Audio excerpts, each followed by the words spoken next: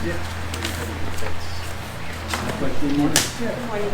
I'm Chris. I wanted to say that, but I'm not sure which agenda item is appropriate. I thought number 9. Number 9 I think is it's number 9. financial review equivalent. Yeah, and it's about some kind of process.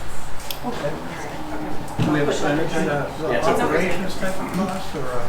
It's like, it's the cost of the attorneys. I had sent it in, and it was supposed to be forwarded, and I watched the last meeting. I don't know that it was addressed then. Okay. And I'm not sure I got it in time for the meeting before that. There is a legal report that's me, where I'm talking about what's happening with accountants. Okay. Does that make more sense? It could, sure. What agenda item is that? That is What's that one? number 9. That's Just number as 9 is what I got. Have you got a signage? It's right over there, yes. If you'd like to speak, as usual, please use the signage. Remember, they can sign up for anything at the start of each agenda item. They can speak for 3 minutes for each agenda. Yes. I'm going to try to do better about that. As far as Good, excellent. doing it in order. At least it's not the end of the day for me. I was up most of the night. Our oldest dog. Yes. Three teeth. Well, Racist.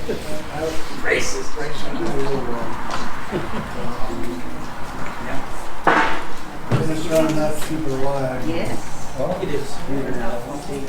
Backyard starts, it was with originally didn't like it. It may look terrible. Three hydrants.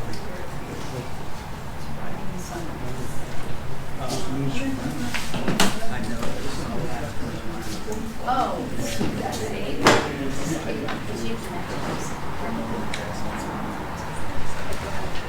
Start this second, Jeff. Good, whenever you are. Okay, thanks. Did you say this ends?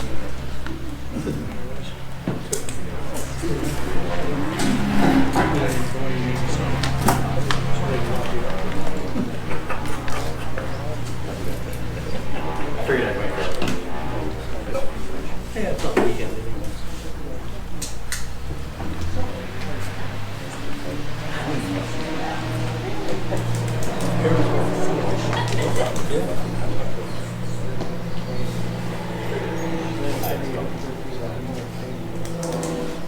Yeah, she had me move some of the language, blaming other people into this. Oh, that's right.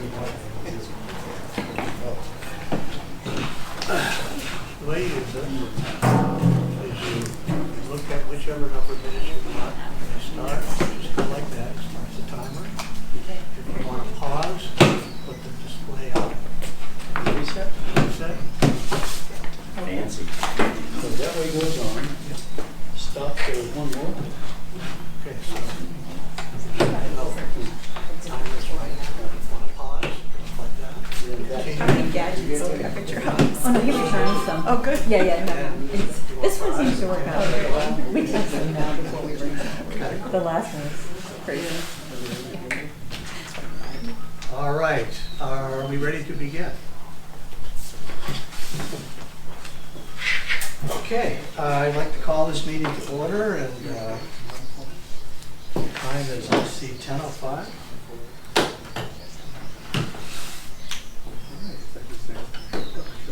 Thank you very much, everyone, for coming today. We have a number of agenda items, but we won't push it, but I think we'll go through it fairly well, fairly quickly.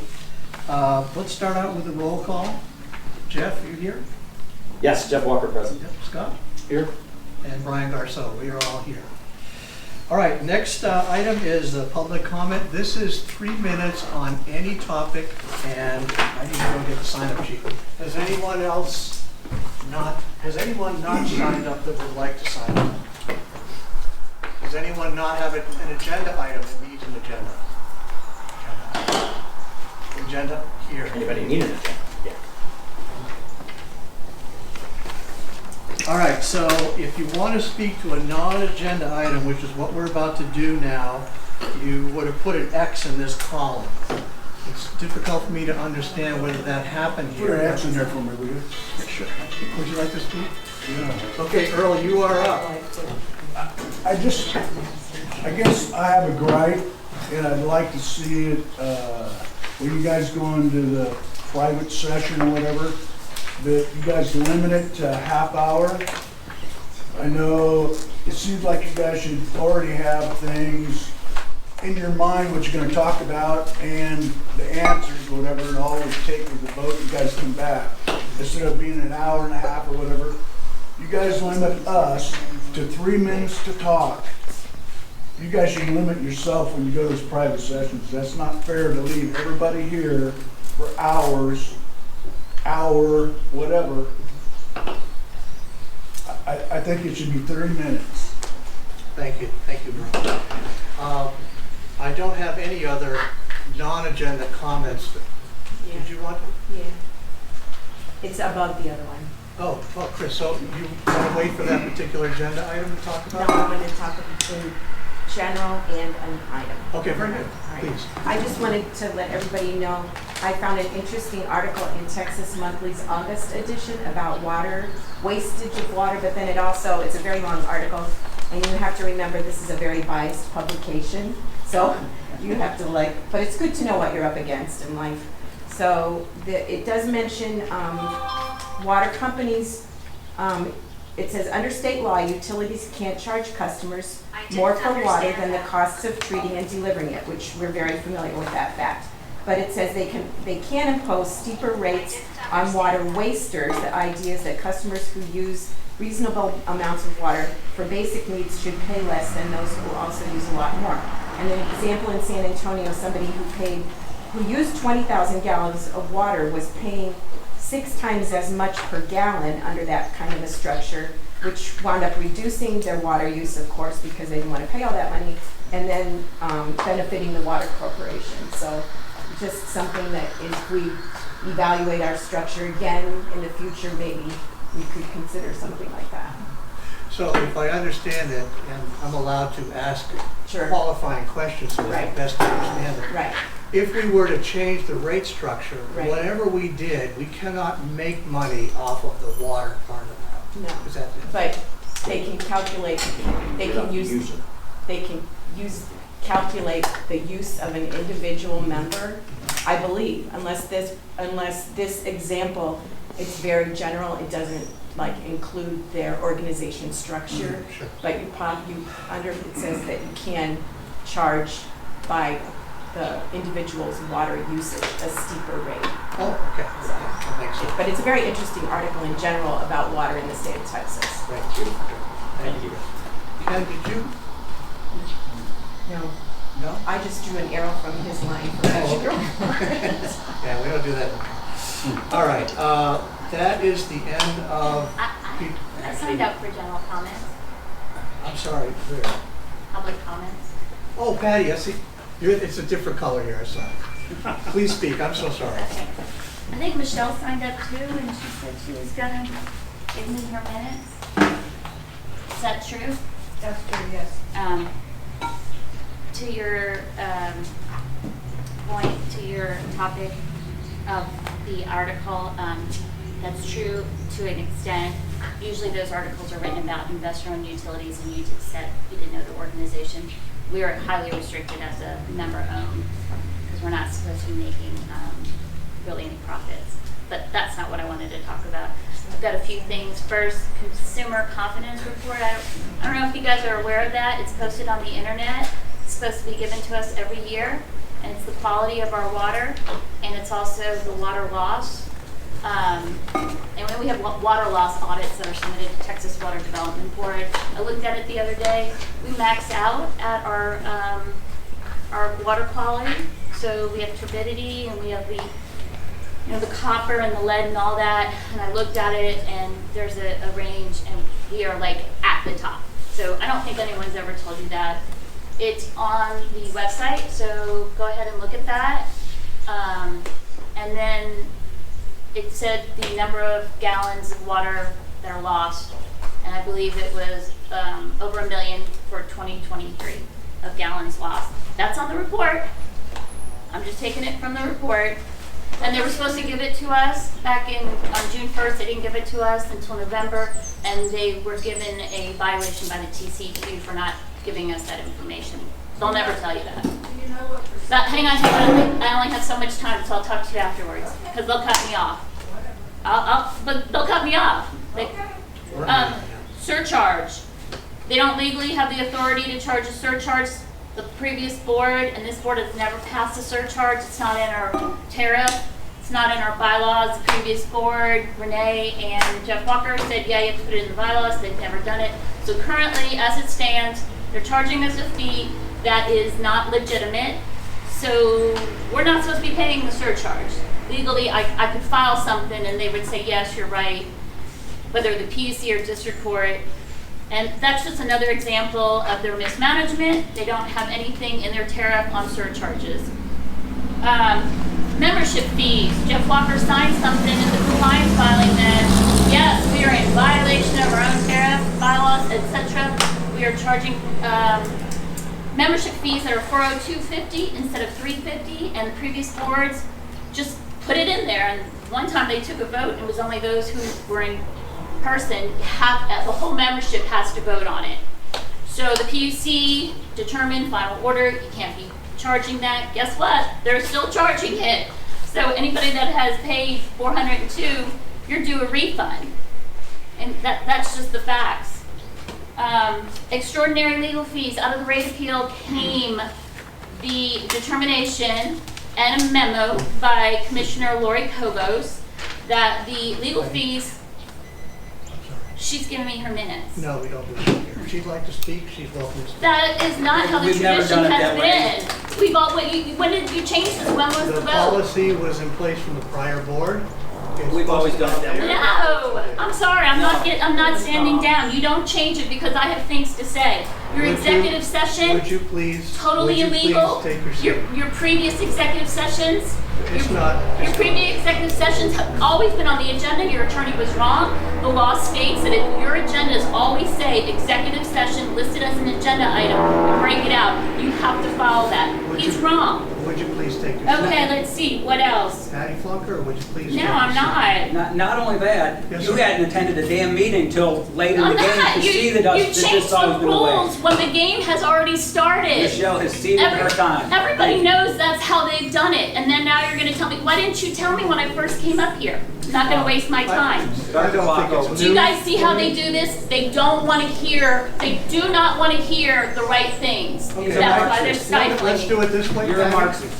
I'm sorry, Dan. You are a Marxist. Why are you doing this to me? I'm not doing it to you. Okay, so. I'm sorry, this is how it's always been. Everybody that comes to meetings have known that. I'm gonna finish.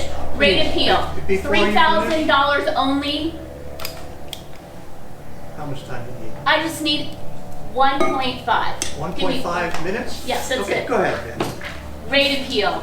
The final order from the rate appeal was only $3,000 in the rates. So they can't put any legal fees, 3,000 of legal fees. They can't put that in our rates. And obviously they're not. Well, maybe they are, I don't know. But they have incurred over $100,000 in legal fees with the new law firm. They've given us the invoices, we know. Where are they getting the money to pay that? They've paid it. I know for a fact they've paid over $75,000. It's on the legal invoices. Where are they taking that money from? It's not in the rates. They gotta be taking it from somewhere. Their financials they submitted that we see, the membership fund is depleted. That is supposed to be a deposit. It's gone. There's like $10,000 in it. 9. 9? I don't know if they did it the previous board, whatever. If all of us at one time said we want our membership fee back, guess what? They don't have it to give it to us. Do you think PEC operates that way? No. We are operated just like PEC. Mismanagement, mismanagement, mismanagement. I'm putting you on notice. I am going to be filing something with the PUC. This list is incredibly long. 2 of you guys are getting refunds that you shouldn't be getting right now because you didn't come onto the water system until like 6 months later after the rates were raised. So you board directors, you and you, were getting rate refunds right from the get-go. What do you have to say about that? People 6 months ago that came on are getting refunds. People that were paying for 3.5 years and moved away, they don't get a dime. And guess what? There's probably not gonna be any money for them when all's said and done. But hey, that's great, you guys are getting refunds, awesome. Thank you, Patty. Next. Thank you, Patty. You are welcome. Michelle, did you want to speak? No, I just Okay. wanted to see my minutes. Okay, because I thought I what she didn't had to see. say was important. I But didn't apparently see you your can't do name that here, but anymore. out of deference, I thought I would ask, but you're good. No, I don't. I signed up for everything. Okay, I see, it says everything here. Okay. So would you like 3 minutes for general comments, Danny? 3 minutes for general comments. But this is more for them. It's a Q&A. Is it true that the board has spent over $100,000 on legal fees in the last 5 months? Yes, they have. As Patty said, where's the money coming from to pay the attorneys? As Patty said, they're pillaging the accounts that aren't supposed to be touched. Accounts that are never be touched. Money that's supposed to be there in case everybody says they want their money back. Or they could be using the co-bank loans. Has Scott Miller been inquiring about raising our water and sewer rates with the PUC? Yes, on 7/18, it's in the invoices. Scott Miller racked up a $1,400 bill just to chat with the attorneys, inquiring on how to raise our rates. $1,400, nice. True or false? Did Scott Miller state in a May 2023 meeting, the board should never be allowed to spend unlimited funds on legal fees? Yes, true. On 5/25/2023, it's in the minutes. He reiterated what the PUC stated in their findings in docket 50788, that it was unreasonable for any board to have access to unlimited legal fees.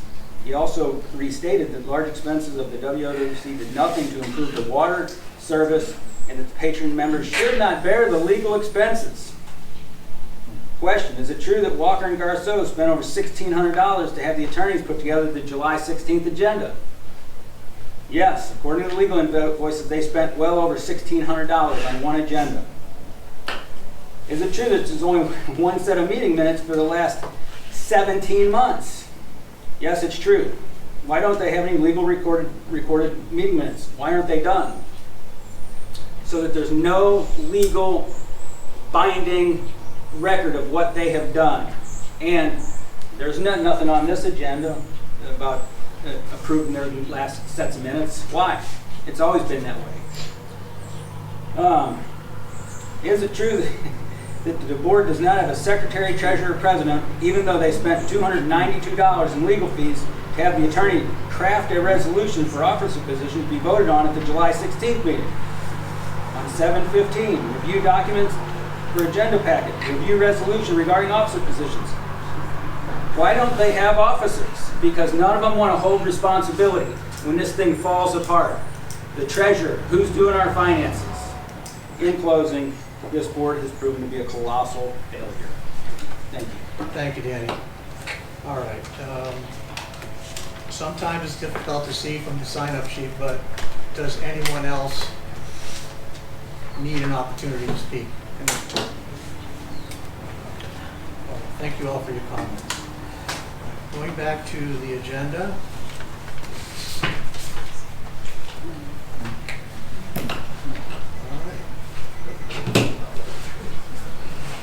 Okay, first up we have an operations report, and I guess I should say to start off that everywhere you see the word report on here is really a status update. Right. Correct? Yeah. Okay, that's the Verbal as well as there'll be a written Very good. on the website. On the website. I got the operation report late yesterday afternoon. I've asked Lori to post this 2-page report that came from AWR. The highlights are they would like us to spend some money, but we'll put it on the next agenda item, so we'll give you gentlemen a chance to look at it. There are some repairs that are needed to various things in our pseudo clarifier that are over there that are highlighted here. There is some motors and some valves that they're requesting to get funded. There also is a outstanding issue that they'd like us to address, but we'll do that in the next meeting from this operator report. Again, this is all repairs and maintenance to the facility to handle turbidity issues that occur when we have all the rainfall that we had over the last 60 days. at monitoring and or identifying all the debris and dirt, turbidity that's, trying to keep it to a level that's acceptable. There were 2 customers, there were some new tap fees for sewer that were applied for this last coming month. Also, they are making a recommendation on our tap fees that I think we should consider at our next board meeting. There's a whole table there. Again, this report, Brian, I sent it up to Lori to put on the website so they could read it in detail of what that entails. But again, I just got this late yesterday afternoon.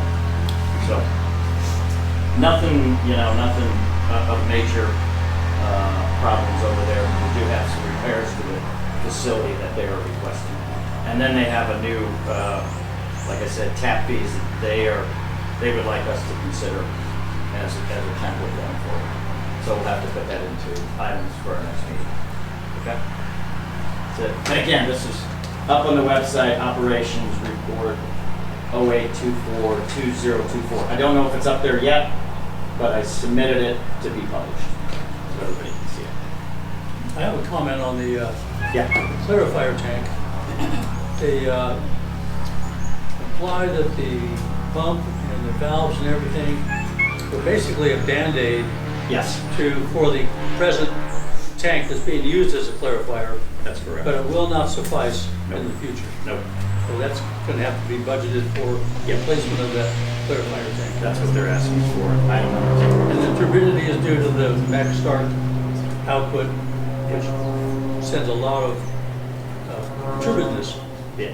Dirty water, Downstream. basically dirty Yeah. water. It's I going from believe upstream. Tammy also mentioned that when the river is as low as it has Yeah. been, you get a lot more sediment that you have to deal with. That's correct. So apparently, from what we learned this morning, if that source is correct, then the plant actually kept up with all the challenges of the past year or two. Barely. They have, yeah, barely, but they have. So, I Some mean, of the things that they're guidelines- recommending will assist in Yeah. keeping up. The guidelines, one would hope, are conservative, because we're dealing with people that consume this stuff. Yeah. Anything else for this one? No, everything, yeah. That's it for our operations report. The next topic I is... signed up to speak on each agenda item. I'm sorry? I signed up to speak on each agenda item. Patty, wait a second. You're absolutely correct. You're absolutely correct. It's my fault. I told myself I was going to do better this time. You should have been able to speak at the beginning when it was first announced. So would you please comment for 3 minutes if you would? On the last agenda item, This is... the one we just did. Is this Yes, for the exactly. operation? That's- Yeah. Yes, Okay, okay. what they never tell you is this has been an ongoing issue for years, the turbidity, and it's been neglected. And in their June report, or whatever it was, May, they brought up that we only have like 1 filter of the turbidity working. We need to have 4. It's gonna be $18,000. But they'd rather pay the attorneys to do to do agendas and all this other stuff and take calls than to invest in the filters for turbidity. If you don't know what turbidity is, it is pathogens, it's bacteria that gets in the water, and your filters are supposed to be able to remove that from the water. We only have, as I understand it from the report, just 1.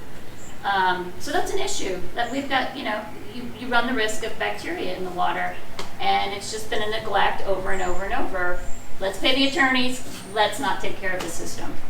Other thing too, on the report from June that's online, is that we are subsidizing taps for all new members. And because Jeff Walker signed a compliance filing with the PUC that we can't raise any rate, nothing without permission from the PUC, and that'll take probably a year or so to go through that process, and it doesn't qualify for an emergency rate. We are basically giving taps away for free. That's what we're doing, because the price of taps has gone up, but we can only charge what's in our tariff. So, good job, Jeff Walker. Thank you, Patty. Danny? Yeah, I don't have anything to say. Nothing? Michelle, did you sign up for this? Okay, thank you. I want to ask again. I'm sorry. I now understand how this is here. I Okay. didn't sign up. Can I call? What's that? I didn't sign up. Is it all right if I mention? Yeah. Why don't you do this? Take this Okay. and sign wherever you'd like to speak. Okay. And here's a pen. did you want to talk to this specific item at least? I want to talk to y'all. Every item? No, my own item. Okay. Oh, general, Yeah. okay, just, I mean, it's, absolutely, well, just. Is there anyone else who would like to speak to general comments? We're gonna, I think a couple people arrived here a little later. Maybe they didn't have an opportunity to read the instructions. Maybe they didn't have an opportunity to read it when they Well, it's signed up. possible if you come late or whatever. I can't Trying to try put it. this- That's all right. Yeah. All right, Bobby, would you like to, we'll back up just a second and hear your general comment. Whatever you want to do. Go ahead. Guys, Yeah, you said go ahead and speak. Oh, yeah. yeah. I've never been treated as bad. Dana Martin couldn't have done it any better, as y'all did last weekend, last meeting, when you spent 2.5 hours over here and concerned people sat here in the heat. And then y'all didn't give a damn. You showed up here and you didn't mention anything. It was adios, goodbye, kiss my ass. You know, and I don't like being treated that way. Maybe that's the way y'all did it. I don't know if y'all had breakfast over there, had lunch, but y'all conveniently called your wives so they showed up here at the end of the meeting. I felt like a fool, wasted 2.5 hours here, and I think all of y'all should be ashamed of yourselves. You know, it's just ridiculous.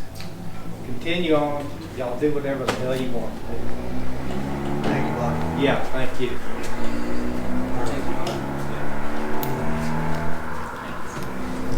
Okay. Right. So our next item is number 5. I'm going to speak the item, then we're going to hear comments, public comments, and then we'll talk about it, okay? So it's a resolution to have bylaws committee send proposed new and amended bylaws to PUC as a compliance item. All right. Patty, I believe you're signed up for this.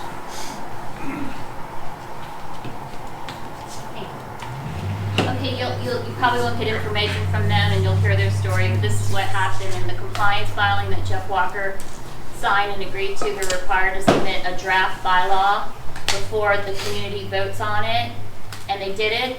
The lawyers didn't file it, even though the lawyers are the authorized party to file in that case. Nobody knows who filed it. The judge actually filed something saying, oh my goodness, what the heck? It's true. I mean, it was just a filing of bylaws. And on top of that, it says draft. You don't know who filed it. It said bylaw committee. And there's mistake after mistake after mistake. They don't understand what needs to be changed in the bylaws from the compliance filing. And then I looked at it because it was filed as a Word, so you can download it, and I saw who the creators of it are, and it's Renee French. Renee French wrote this, and I guess submitted it, I don't know, and he was in the properties, and someone named Steve Smith, who I don't understand who Steve Smith is because his name's all over these filings in the PUC. I mean, Scott Miller or Scott Smith. I'm like, is it supposed to be Scott Miller? But that's the story. They're required to file bylaws, and they're getting ready to refile them, but they're still not correct. There's still issues in them, but there you go. That's what's going on. So, Patty, before you go, can I ask one clarifying question? Sure. So the document that you downloaded and reviewed, how did you determine who the author was? It's easy. You filed a Word document. You just look at the properties. Are you aware that Word documents, especially documents like that, are prone to being passed around person to person to person over time? It doesn't matter. The guy's not on the board anymore. And the two people's names that are on it, you're overlooking the real issue here. It was filed without any cover letter. It was filed by the bylaw committee, who hasn't been given the authority to do that. They're an ad hoc committee, and as I know from the short time I was on the board, somebody on the bylaw committee, is it Josie or you, that were appointed, they are unaware that that was filed, and they have not been invited to any meeting that the bylaw committee has voted on to do this. So the list is a mile long on everything wrong with this filing, and that's it. That's all I gotta say. Thank you. So what I was trying to do is clarify the source of the document. And I can tell you from experience over years, I have documents that were created in like 1989 that are still being used. It still shows the same person as the author. I appreciate the rest of it, but if you tag it to a particular person, I'm just saying as a clarifying statement that that's not necessarily the person that wrote that document. Well, I'm 100% sure he started those bylaws. Oh, well, in the past, maybe, sure. And so someone may have picked that up, and rather than start out from the beginning and start typing, they would take that document and edit it. I mean, that's how I would do it. Okay, well, Okay. I'll give you that much. But the bigger picture here is everything is wrong with those bylaws. And the way it was And even submitted. the judge said it. And the way it was submitted. Chief Administrator. You got, I think that was probably the first time we've done that, Are you right? ready to start? Okay, and we made a mistake. We're gonna fix that. Well, that's a big Thank you, one. Patty. All right, so, No, I haven't gone yet. all right, so now, I haven't gone yet, Brian. oh, I'm so sorry. I'm so sorry. All right, and this is a serious question to y'all. Who is the committee, the bylaw committee? Who filed the anonymous filing? And I requested this stuff in a records request, and I've never received it. I wanted the red line version of this, the bylaws, in all of Renee's work, because Renee sat up here at this table, not this table, but throughout the time saying he was working on it, and I never received that in a public information request. We've been billed, and they sent me some garbage, some credential committee stuff, but I've never received the red line version of the bylaws so that we could look at it, we could pass it around amongst us, and see what we think. None of you guys really know how they're changing our bylaws because they haven't shared it with you. I'm sorry. And So, Danny, when was that? who is the committee, and who did the anonymous filing? I mean, we deserve to know. Did somebody on this board participate in it? Oh, now you're not going to answer. Let's start. Let's open it up. No, actually, I'm not going to answer it. My only opportunity here is to ask clarifying questions. That's my limitation. That is not your limitations, and per the Texas Open Meetings Act, you can actually answer questions. Who is the okay. bylaw committee, and who filed the anonymous filing? That's fair. It's my option to answer a question. You're correct. I do not have to answer the question. You're correct. Correct. No, I'm not surprised you're not going to answer. Well, I have any reason not to answer. But anyway, when was the PIA request filed? So that I can follow up. March-ish. 24. Yeah. March-ish. Thank you very much. Anything else? No, that's it. But here you are. I mean, literally, you got the Marxist playbook. You battle with Patty because you think you can do battle with her. And when I asked you a pointed question that this board should know, you refused to answer it. Who's the bylaw committee and who filed the anonymous filing? Can we move on? Anything else? Are you done? Okay, thank you. All right, let's see. Patty, Danny, and that's all for this one, unless I missed something. All right, so let's discuss this. Let's move on. Let's open it. I'll give a report. Well, yeah, you can get the report. Go ahead. Go. All right. I am the chairman of the bylaws committee, and I did work, I took some of... Wait. Where was that vote at a meeting? Excuse me, Patty, please. There was no vote for that. Please, let's let the man speak. It was a past meeting, but you can ask that as an agenda item if you want to. Or a PIA through Danny if you want to. Yeah. Right? Just spend our money. I did use previous items that he had put in place for the removal election, which you're familiar with, which basically changed some of the bylaws that pertain to member control. And then I went through it, and with committee members, there was Judy Miller, there was Ryan, somebody with he was an attorney that worked with Renee and Renee. Now remember, these are new and amended proposed bylaws. They are going to be reviewed by the PUC. I also went through the PUC comments on the old bylaws, and they outlined all the problems they saw that were wrong or basically did not allow for member control, meaning changing elections. And you're right, it was not done in a legal fashion, but if you go to the PUC website, the interchange, it says nothing about a control page. It says, here's how you do it. It's got specific instructions. You fill out a form that basically has everything you would put in a control page. Well, when it gets published, it's not there.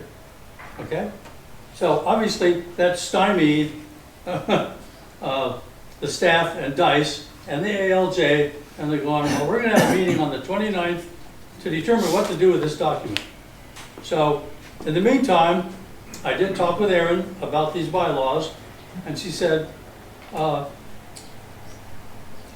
they got confused because it was not coming from an attorney. Okay? Now, I was not sure that you can interact with the PUC without an attorney, because I've interacted with the PUC without an attorney. So we've come up with a new resolution to submit the bylaws again with a cover page done by lawyers, and that will be sent in on Monday. We'll give it back to them. Now remember, this is all proposed, and it's subject to changes by the PUC or anyone else if they make sense. Okay, so these are not final bylaws. They will be subject to member vote before the next annual meeting, and that's the plan. So these were just proposed. These are just proposed bylaws. Proposed changes that you were submitting out to Exactly. the, So are to you the the PUC. only person on this committee? No, I said I am the chairman. Well, it's not a question and answer part of the session, I'm sorry. No. I already stated who was on the committee. Well, Josie Fuller was nominated to be on it at the February meeting, and she has never been informed of any bylaw meeting. Okay. It's Scott and his wife, he just said it. And that's a conflict of interest. You're not supposed to have spouses on the same committee. Have you finished your report? That's the end of it. Is there anything else? Jeff, do you have anything No, as far as this goes? I just wanted, I read it. I would want to clarify. Can you say again, just in summary, what was different, this one from the one that? No, there's too much stuff. It is too much. I'm not going to go into it. Yeah, I looked at it line We've by talked line. about redlining. We did not go into it using redlining. Yeah. We went into it going, look at what the PUC, DICE, and staff said that were wrong with the old bylaws. Here's what, sometimes you need to add new stuff. Sometimes you need to throw out old stuff. But we did not work off of the old document. Okay? So if I can, Frank, can I ask him a question? Yeah. So what I'm hearing, Scott, is, again, this was just a proposal based upon comments from the PUC and what you felt, and previous members, board members, whatever it was. And Texas law. And Texas law, kind of put into it a draft document. Yep. What is a good way? Proposed. Proposed document that was sent just as a proposal. With no not cover final. letter. Yeah, understood that. Pretty blind because there was no can instruction we- to do it any other way. Can we get this draft? I know it's on the interchange, Yeah. but can we get a copy and we'll put it up on the website? No, we'll do it after we do this one. Yeah, got it, okay, but we can't put that. I don't see any reason why not. Yeah, I mean, to let the members, I mean, I think it might be a good idea for. But it's still proposed. That's what I mean, yeah. Okay, as a- so you as a have people draft commenting on proposal. stuff that might get changed anyway. Yeah, well, as long as they realize that, I think we should write a cover Put it on the page. website, but yeah. Yeah, I think we need a cover page to say this is what was submitted as a proposal, as a draft set. Right. You know, if you want to send comments in, please do. Again, we don't know if they're going to be included or not, or they might be rewritten Exactly. into another format. You know, again, first volley, not to be until the first. No, we certainly welcome comments because we are not attorneys. Okay. Great. Anything else on this topic? That's it? Oh, wait a minute. Yes, we need to discuss this certificate for resolution to have this submitted again to the PUC using the proper format with, looks like 8 different whereases in there. Yeah. And maybe it comes now or whatever. And that will be done with a board vote. Yeah. Want to move the, do we take the vote? You're supposed to read that resolution out, you know. Yeah, you have to read that whole thing. Not that one, but this one. The next one. This one. You have to read that. The resolution? You want to read the whole thing? Yeah, you're supposed to. Okay. Whereas Windermere Oaks Water Supply Corporation, parentheses, Windermere, or corporation, is a member-owned, member-controlled water supply corporation created and operating under Chapter 67 of the Texas Water Code, known as TWC, and whereas pursuant to Section 7 of Windermere's bylaws, the bylaws may be altered, amended, or repealed in whole or by part in the affirmative vote of a majority of the Board of Directors, but no amendment of the bylaws affecting memberships, the voting rights of members, or the number of directors may be made without a majority vote of a quorum of members. And whereas Windermere amended its bylaws on February 1st, 2020, changing Windermere's membership fee from $350 to $402.50 without a member vote. And whereas pursuant to TWC 13004, the Public Utility Commission of Texas, the Commission, has the same jurisdiction over a water supply or sewer service corporation that the Utility Commission has under this chapter over a water and sewer utility. If the Utility Commission finds that the water supply or sewer service corporation, number 1, is failing to conduct annual or special meetings in compliance with 67.007, or 2, is operating in a manner that does not comply with the requirements for classifications as a nonprofit water supply or sewer service corporation prescribed in sections 13002, number 11 and 24, and whereas Commission staff conducted an investigation of Windermere for failure to act in accordance with Texas Water Code TWC 13002, 11 and 24, and 67002, docket number 55454, and whereas the Commission issued an order in docket number 55454, signed on March 7, 2024, requiring, among other things, that Windermere file with the Commission proposed revised bylaws which be subject to a member vote. Whereas, pursuant to Section 2 of the bylaws, the annual meeting of members for the election of directors and for the transaction of all other business which may come before the meeting shall be held per 67.007 of the Texas Water Code between January 1 and May 1 at a time specified by the board.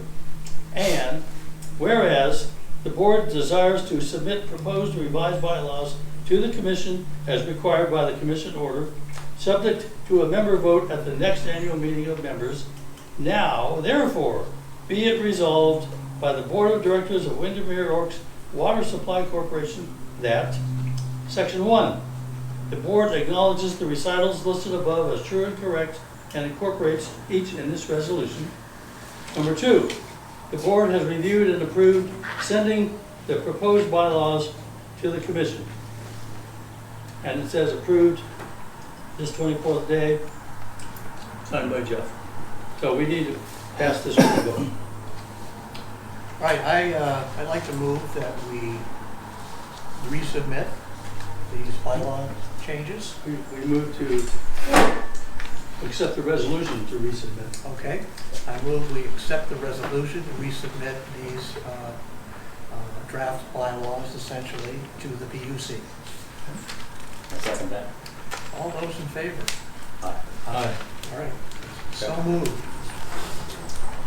All right, anything else with this one? Okay, So we're moving on to item number 6. This is PUC compliance and other PUC cases. And let's hear from Patty on this one.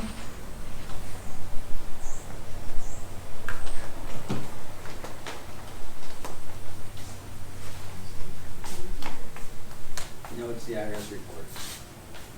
Yeah. Really? Yeah, that is. No, it's number 6, PUC Number 6, compliance. yes. Oh, sorry. You need glasses, man. All good. Well, I guess I get to talk about what they just talked about because the bylaws are part of the compliance filing. Everything they just said in that resolution has inaccuracies all throughout it. But no worries, when they file the bylaws, the ratepayers or our group will file something calling out all the mistakes because there are so many. You do not know what you're talking about in that resolution. And so that's that. Compliance filing. They got a compliance filing for not operating as a nonprofit, and the laundry list is long. And they're supposed to file all these reports 60 days, like 90 days, 120 days. They haven't filed anything. They have filed is bylaws and they filed it wrong. They have asked for extension, I think 4 or 5 extensions, and they've never met those extensions. And the PUC is over this. And they filed something, I don't know, 3 weeks ago, now reaching out to the Department of Investigation, Compliance, and Enforcement and the PUC staff to submit an answer on this coming Friday on what they recommend, where we go from here. Because everything that Windermere has done, or should I say, they haven't done, is in violation of an order, on top of an order, on top of an order, and on top of the commissioner's order. And then what they do file is the bylaws, and it wasn't filed by the attorneys. And by the way, the attorneys of record are supposed to file everything. So when you have an attorney, they do all the filings, district court, PUC, whatever. Someone on the board just doesn't file it. That's not how it works. So it's a mess. It's a complete mess, and you guys can sit up here and portray this, picture of everything is good. It's not good. And I will send everybody the information showing it's not good. You need to stop. We own this corporation. Stop hiding this from us. You need to be honest and tell everybody what's going on. And that includes the IRS. We want to know. And as a side note, you are still charging standby fees, which is not allowable because those standby fees is non-patron income and you're not letting those people vote, but you're taking the money and in the IRS you're saying it's patron income. So you say the IRS is going after the previous board, guess what? They're going to go after you now because you're taking that money and not claiming it's non-patron income. So throw yourself in that one. You're with all the previous boards, don't blame them. Thank you, Patty. All right. Danny? would you Sure. like So there's a new PUC tab on the website, and none of the stuff that Patty's talking about is on there, where you've missed your filings, where, the chief administrative law judge comes down on you. Why is none of that in there? That every filing should just be piled into that tab so people can sift through it and think for themselves. Thank you. Thank you, Danny. All right. Very good. Right, let's talk about this one. I think I have one of the items, right? I've got number 7. The compliance report. Is not That was the, done, compliance the was Class done. D not part of it? That was Yeah, oh, you're doing the paid. Class D one? That was first? paid. Oh, okay. Yeah, well, she got to speak and then we have stuff to talk. Yeah, Class D. I thought Yeah, I'm you sorry. were compliance. Go. Is that one? Yeah, Okay, good. yeah, Because I have, all of us talk has something to do with it. yeah, exactly. All right, very good. My All bad. right, yeah, so, I was given the Class D several weeks ago. And on that Class D, there are several tabs, and each one is kind of topical. It has to do with one for finance, one for operations, one for corporate bio. Hey, type Ryan, of- can you tell them what the Class D, It's a report that generally is for our compliance? Yes, Yes, well, we yeah. have to do it for Yeah, our it's a compliance filing that we need to do. It's called a Class D. I can tell you what I understand Yeah, about it. yeah.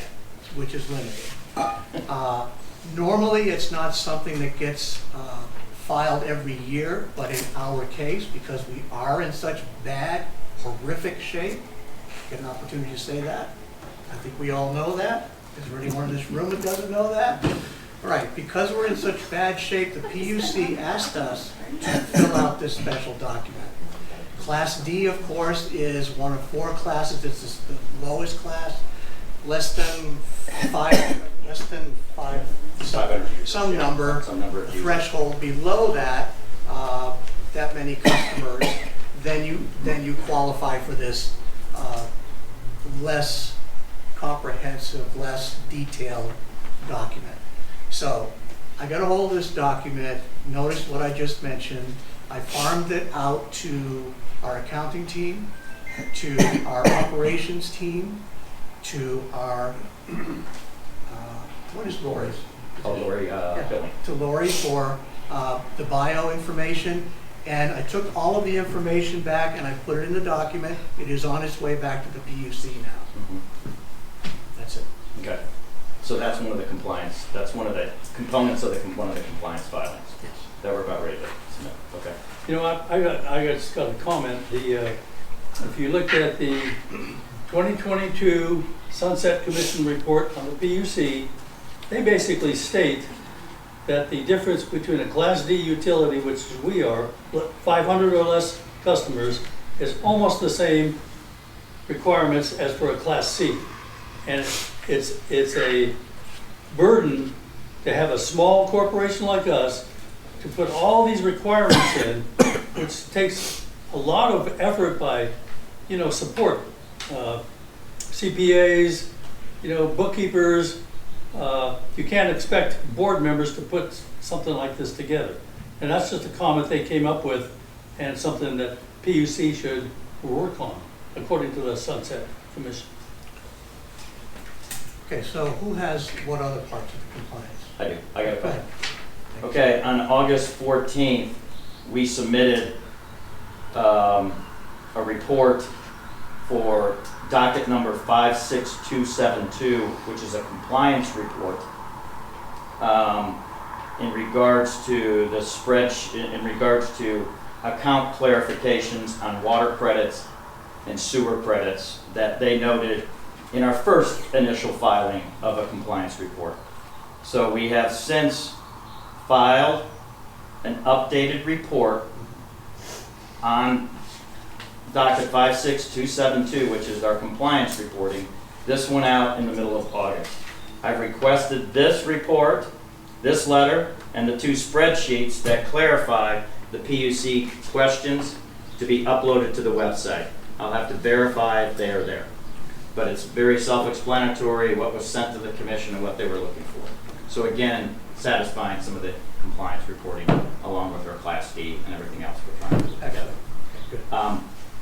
With that, last week on docket number 56273, an order came down. This will be on the website for everybody to review.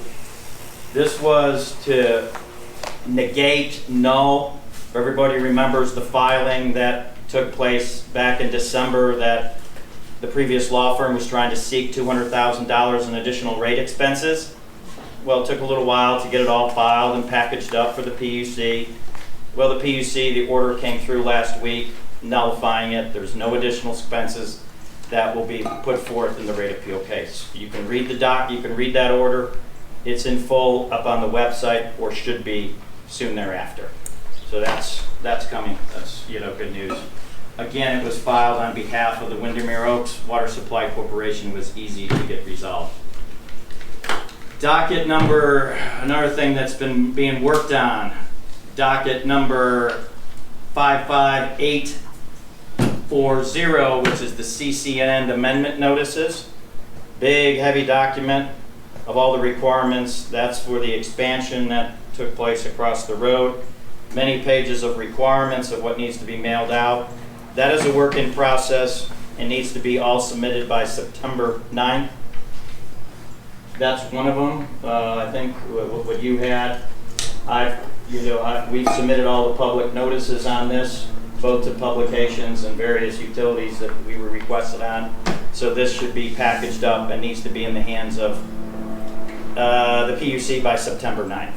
So that's another thing we've been working on, and I think it's all been resolved. Again, all this will be published on the website as well. We're trying to push as much as we can to the website. That's all I have. Speaking of deadlines, the bylaws deadline was September 7th, so we should meet that too. Good. Anything else on this topic? No. All right, we're going to move on to number 7, the IRS audit. Patty. That's me. Yeah. Oh, she gets through. Yeah. Yes, help me, Jeff. I think that's with complete sincerity. I appreciate y'all being volunteers on the board. You don't get paid. Been there, done it. I think everyone in this room has done it, whether a committee or not. But with that comes a responsibility to really know what you're doing. And when you're making a statement to your members that you're making an accurate statement, you're not putting out there incorrect information.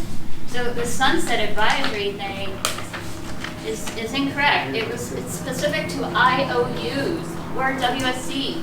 We're being treated as an IOU on certain things, this Class D report, because they found us in violation of the law. We weren't operating as a nonprofit, and therefore we have to submit this Class D. So, you know, it's difficult. I get it. It's a lot to know. I do this for a living, but it's a lot to know. And you're paying your attorneys, I guess, to help, but they're not doing anything because none of the filings are getting done. But on to the IRS, because that's why I'm up here. As I stated before, you guys are continuing from the previous boards on doing things the IRS is investigating us for, or hopefully you're going to give us the report what they found. We are a 501c12, ladies and gentlemen, and that means that we're not supposed to be operating in a way that's in conflict with the IRS provisions of operating a co-op. Same thing for the nonprofit 22 and 67 water codes. So you have to understand, you have to look at all these rules and laws applicable to this type of utility, and it's unique. There's nothing like this in the country. No other state has a WSC.